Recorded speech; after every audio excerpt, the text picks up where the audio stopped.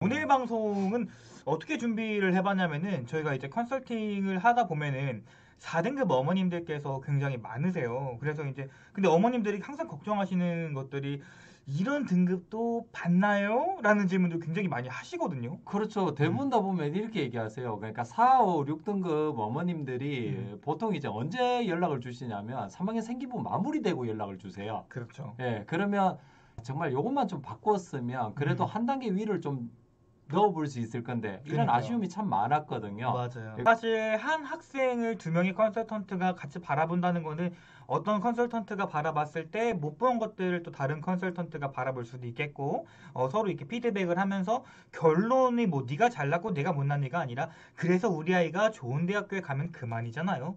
그런 마음으로 이제 저희가 그렇게 관리를 하고 있다는 것. 네, 그렇습니다. 뭐 저희가 뭐 일반고 4등급을 뭐 서울대학교에 보내겠어 이런 게 아니라 일반고 4등급이지만 내가 갈 수 있는 대학교를 조금 더 높이는 방법, 그런 방법들에 대해서 한번 이야기를 했으면 좋겠고요. Grace on your side, Victory. 안녕하십니까? 빅토리 입시랩 이유승 대표이고요. 오늘도 멋지고 잘생긴 윤현준 컨설턴트와 함께 했습니다.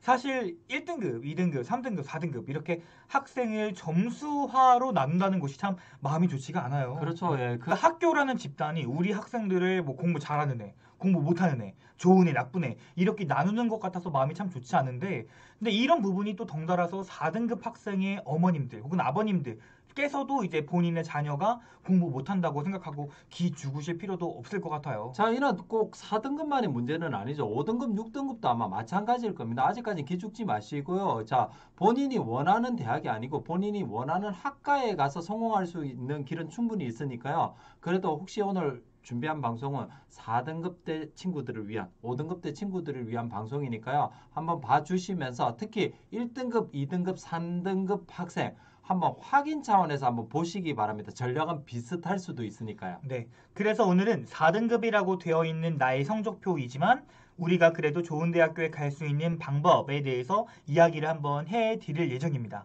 이 방송 보시고 아 그렇구나가 아니라 실제로 따라해 보면서 내가 계획을 세워보고 목표를 높이면서 준비하고 그리고 합격하시길 바랍니다. 자, 스스로 준비하면서 아, 난 안 되는 사람이야 라고 생각하지 말고요. 난 할 수 있어. 떨어지면 어때? 도전해보는 거지. 라는 마음으로 준비해 주시면 좋을 것 같습니다. 네, 그렇습니다. 그러면은 구독, 좋아요, 그리고 출발해보도록 하겠습니다. 자, 오늘 방송을 찍는 이유, 희망회로 돌려서 무의미한 희망을 심어주는 게 아니라 진짜 해보고 자, 하면 되니까 또 한 명만 됐다고 이것을 일반화시키는 것이 아니라 진짜 하면 된다는 걸 알려주고 싶어서 준비했습니다. 네. 자신감을 가지고 스스로의 생활을 정돈하면서 학년을 준비하시면 될 것 같습니다. 당연히 저희들의 주관적인 견해가 들어가 있다는 말씀을 드리겠습니다. 네, 그렇습니다. 한 친구의 이야기를 해드리도록 하겠습니다. 빅토리 입시랩에서 약 3년 동안 함께 해왔던 학생이고요. 정말 평범한 일반고 4등급 초반 학생이었습니다. 극초반이었죠? 네. 예. 빅토리에서 과정 컨설팅부터 면접 컨설팅까지 한 친구고 함께 해온 3년 동안 성적이 많이 높일 수는 없었지만 생활기록부를 나름대로 챙겨왔던 학생입니다. 네.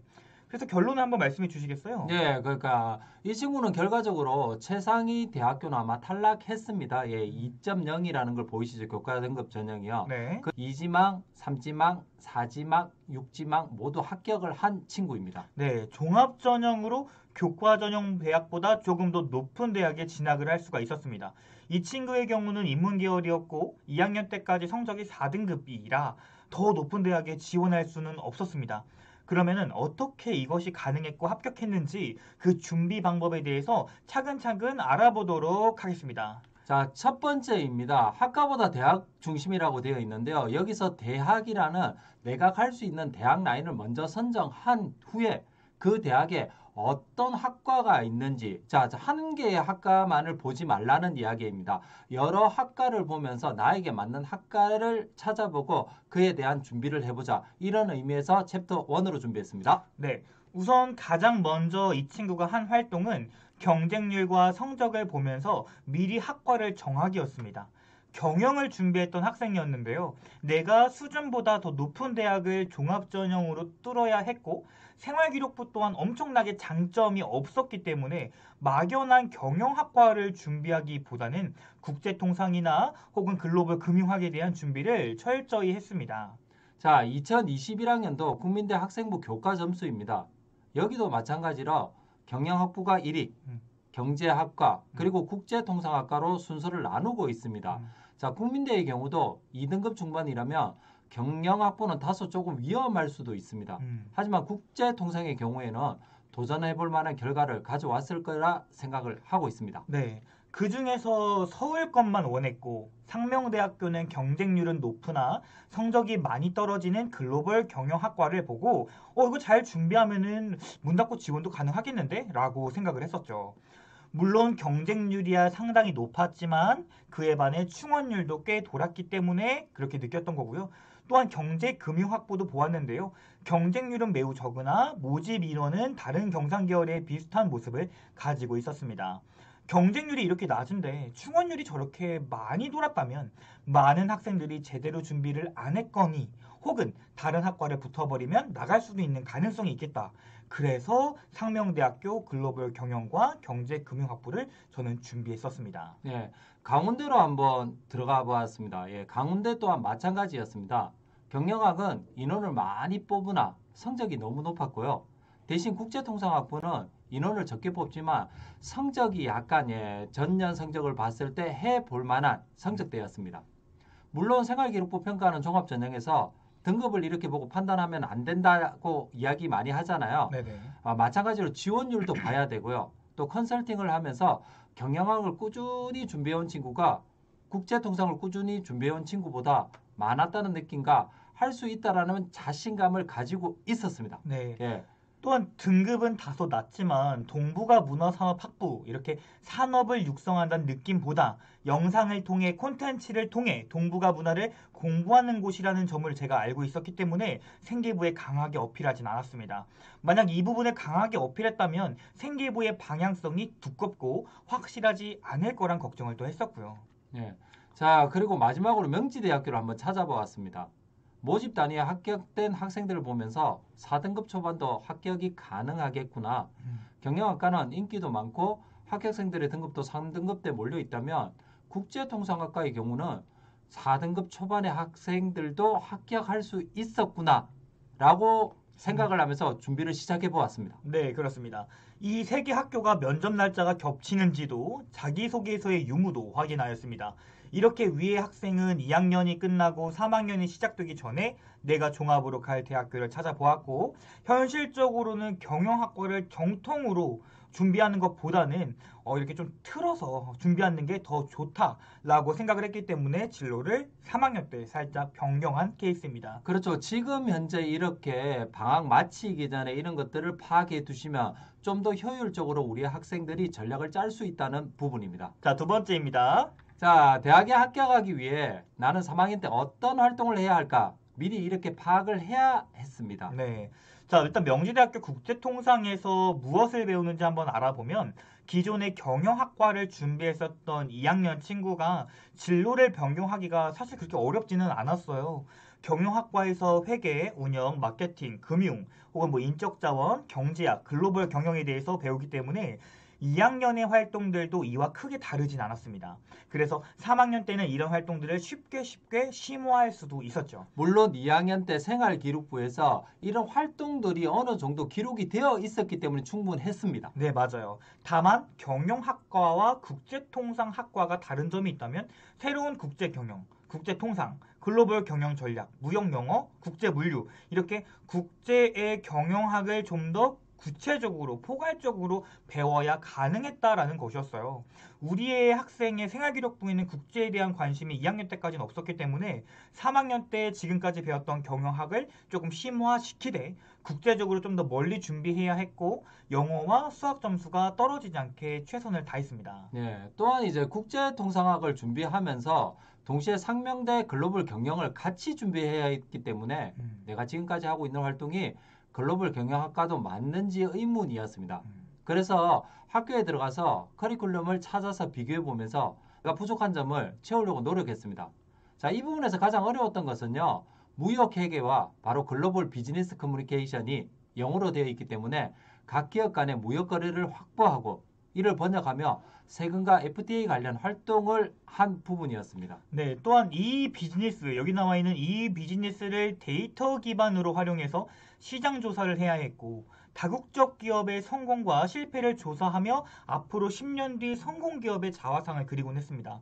이렇게 글로벌 경영학과와 국제통상학과는 어떻게 다르고 같은지, 또 지금까지 경영학과를 준비했던 학생이 진로를 변경해서 준비를 해도 되는지를 판단하려고 노력했습니다.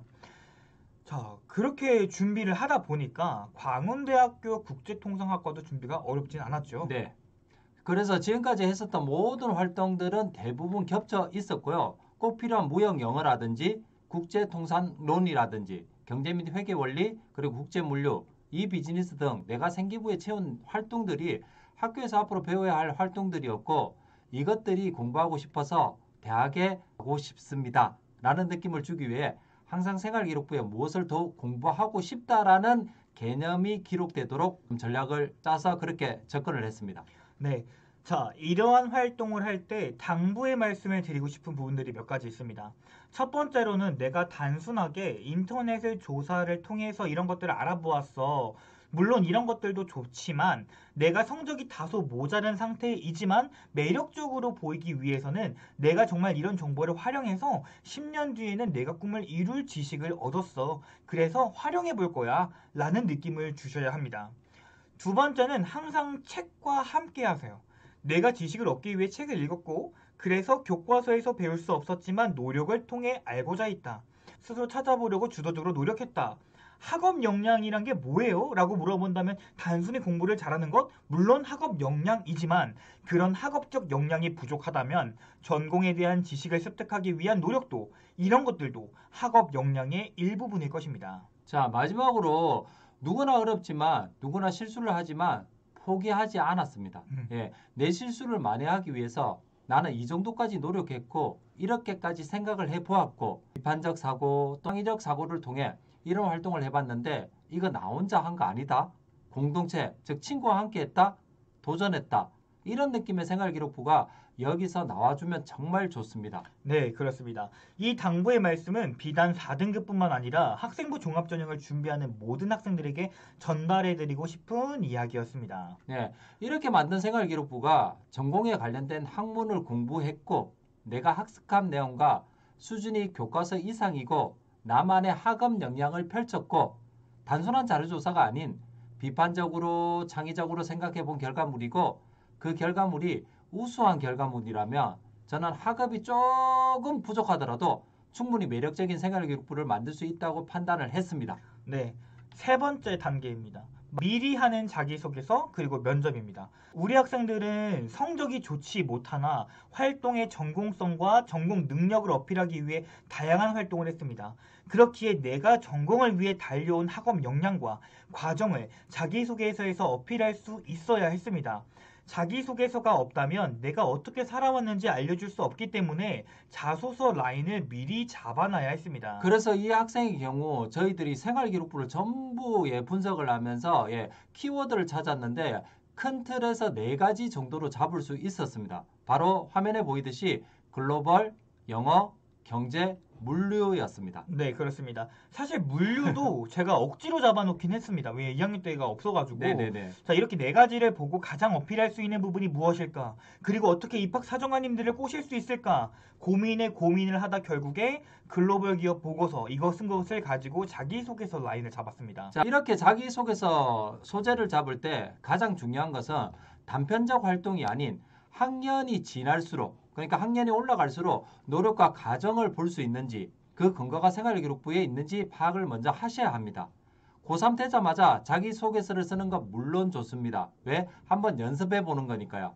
하지만 자기소개서의 소재의 최종 목표 그러니까 내가 생기부를 왜 만들었고 결국 어떤 사람이 되고자 한다라는 이 느낌을 3학년 활동의 마무리가 되어야 하고 그 마무리의 우수한 결과물이 되어야 하고 그 우수한 결과물을 통해 나의 매력을 어필할 수 있어야 됩니다. 네. 자, 이거는 꼭 부탁드리는 겁니다. 면접 준비 언제부터 해야 완벽하나요? 라는 질문을 많이 해주시는데요. 면접은 미리미리 준비해 주시는 게 좋습니다. 우선 학생들이 지금부터라도 학교에서 한 활동들을 꼭 정리해 놔야 됩니다.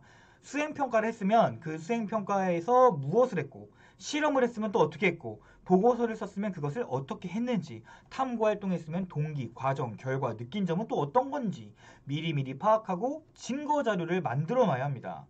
결국 뭐 3학년 10월에 와서 아 이거 어떻게 했어? 이거 하면서 어려운 점 없었어? 라고 저희들이 이렇게 물어보면요. 학생들 대부분 다 이렇게 얘기해요. 기억이 잘 안 나는데요. 그러니까 뭐 나보고 쓰래요. 정말 저희들 보고 써달라는 친구들이 너무 많았습니다. 네. 그러면서도 이렇게 하죠. 이거 어떻게 써요? 음. 그러면 새로 다시 다 만들어야 하니까요. 너무 힘들고 시간도 없고요. 특히 또 만들다 보면 어떤 경향이 일어나느냐. 그 사실적인 부분에서 내가 자꾸 머뭇거리게 되면서 내가 안 한 것들을 생각당하게 되죠. 그렇죠. 네. 그러니까 마음은 급한데 말도 안 나오고. 네. 그러니까 지금부터 차근차근히 이렇게 만들어 주세요. 이렇게만 말하면 안 할 것 같아서 자, 지금 기억이 가장 많이 남을 때니까 2학년은 생활기록부 1학년 거 받았으면은 활동한 거에 대해서 이렇게 한 번씩 정리해 보는 거예요. 예를 들어 우리가 글로벌 기업 보고서를 만들었다. 그러면 기억나는 것들만 일단 차차삭 적어 보는 거예요. 동기는 무엇이고 활동은 무엇이고 결과는 무엇이고 배우고 느낀 점은 무엇이고 어려운 점 극복한 점은 무엇이었는가.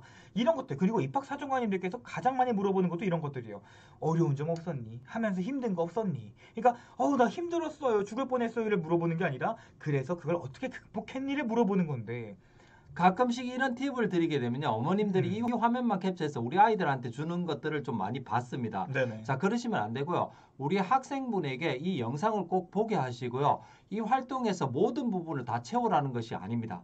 기억나는 것만이라도 대략 적어 놓고요. 모르는 부분은요. 학교, 자, 개학하게 되면요. 나랑 친한 친구한테 물어보면요. 어떤 활동을 했는지 또 두세 개 더 추가할 수 있거든요. 이렇게 완성해 놓으시면 아마 3학년 1학기 끝나고 좋은 효과를 볼 수 있을 겁니다.